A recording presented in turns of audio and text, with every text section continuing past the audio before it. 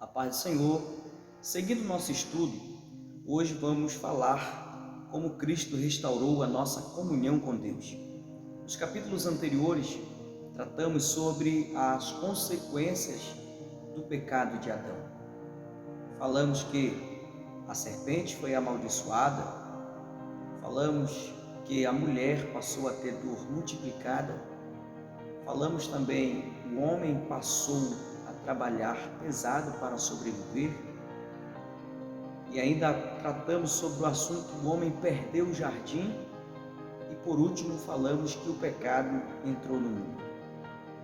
Mas a boa notícia é que todas essas consequências foram desfeitas por Jesus Cristo, Filho de Deus, o Verbo encarnado. Mas antes de ler o texto de hoje, não se esqueça de se inscrever em nosso canal no YouTube, deixa o seu like e ative o sininho de notificações para não perder os conteúdos aqui postados. Vamos ao texto. Carta aos Hebreus, capítulo 9, versículo de número 22. E quase todas as coisas, segundo a lei, se purificam com sangue, e sem derramamento de sangue não há remissão. Para entendermos melhor a natureza desta restauração, é necessário compreender os seguintes fatos. Primeiro, a salvação procede de Deus e não do homem. A salvação foi planejada por Deus Pai, consumada pelo Filho e aplicada por intermédio do Espírito Santo. Desta forma, nós entendemos que o homem não teve nenhuma participação na elaboração e execução do plano divino da salvação. Segundo, somente Jesus pode reconciliar o homem com Deus. O apóstolo Pedro, pela unção do Espírito Santo, declarou diante do sinédrio judaico que somente Cristo pode restaurar a nossa comunhão com o Pai mediante a salvação. Atos, capítulo 4, versículo 12. Jesus mesmo definiu a sua missão neste mundo com as seguintes palavras: porque o Filho do Homem veio buscar e salvar o que se havia perdido. É só lermos Lucas 19, versículo 10. Todos esses textos nos mostram que, pelo sacrifício de Cristo na cruz em nosso lugar, somos reconciliados com Deus.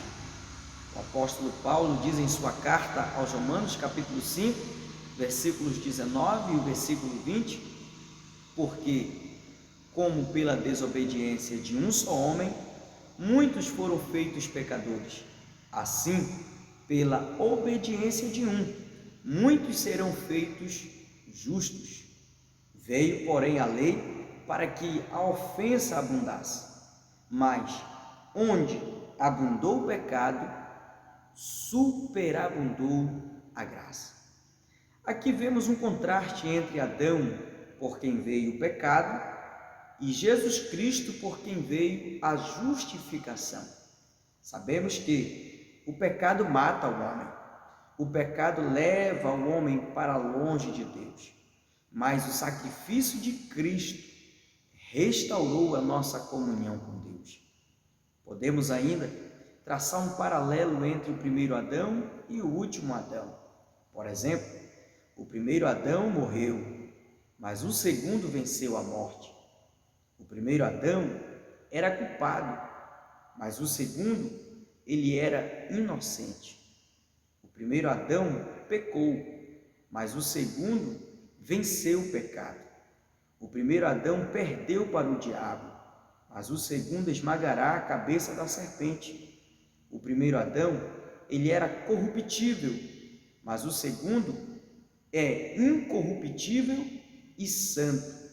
Por essas e outras características de Jesus, só Ele é capaz de restaurar a nossa comunhão com Deus através de seu sangue. Mateus capítulo 26, 28 diz: porque isto é o meu sangue, o sangue do Novo Testamento, que é derramado por muitos para a remissão dos pecados. Em 1 João, capítulo 1, versículo 7, está escrito: mas se andarmos na luz, como Ele na luz está, temos comunhão uns com os outros, e o sangue de Jesus Cristo, seu Filho, nos purifica de todo pecado. Porque está escrito: sem derramamento de sangue não há remissão. Só o sangue de Jesus restaura a nossa comunhão com Deus.